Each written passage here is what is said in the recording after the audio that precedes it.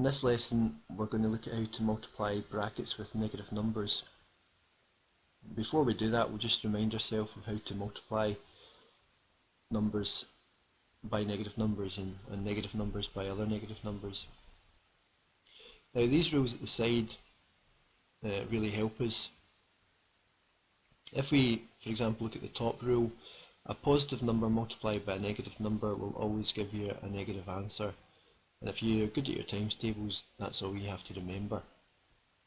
So for example, if we take negative 3 here and we multiply it by 4, then if you're taking that number there and multiplying it by 4, you end up with this, negative 12. And the same idea here, if you take the 4 and you multiply it by negative 2, if you go down here, you get negative 8. And if you take the 4 again and multiply it by negative 1, you get this answer here, negative 4. Same idea, if we take 3 and multiply it by negative 3, we get this answer here of negative 9. So a positive number times a negative always gives you a negative answer. And it makes sense if that works, then if you take negative 3 and multiply it by 2, you also get a negative answer. So the opposite happens. So basically any time you multiply when the signs are different, you'll get a negative answer. Now, this is where you get positive numbers, when you multiply negative numbers by negative numbers. So if we look at negative 2, for example, and we multiply it by negative 3, if you draw a line down, you see you get to 6 across. So negative 2 times negative 3 is plus 6.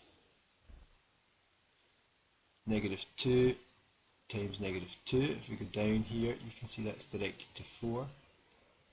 So negative 2 times negative 2 is 4. And you can see negative 2 times negative 1 is positive 2. So when the signs are the same, you get a positive answer. As I say, if you remember all this, it's just a case of doing your times tables. So let's try and apply this to brackets. So, in the first example here, I'm multiplying the bracket a plus 3 by negative 4. So we still do the same thing, we multiply negative 4 by a. Now that's a negative times a plus a, so that's going to be negative 4a. Negative times a positive gives you negative.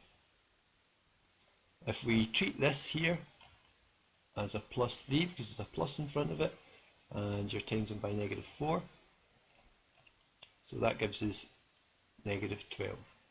Now we just write that as take away 12, but it's really plus negative 12 there, but just write it like that.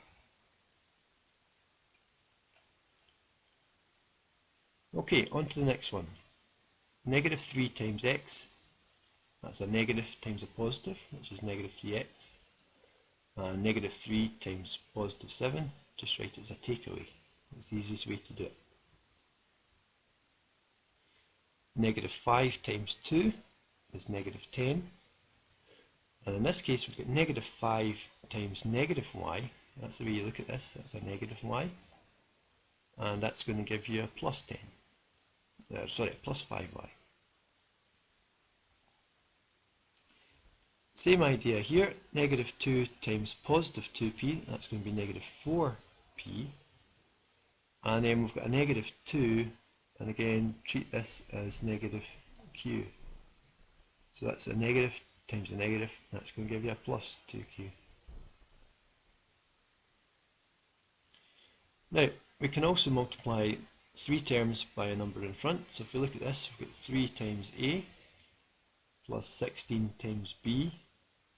Sorry, 6 times 3, which is 18b, plus 3 times 2, which is 6. Same idea here, 2 times 2 is 4c, 2 times negative 3 is negative 6, so take away 6t, and 2 times t is 2t. So let's have a look what happens when there's a negative in front. It's the same idea, negative 4 times plus 2x is negative 8x. Negative 4 times plus 5y is negative 20y. Negative 4 times negative 3z is plus 12z.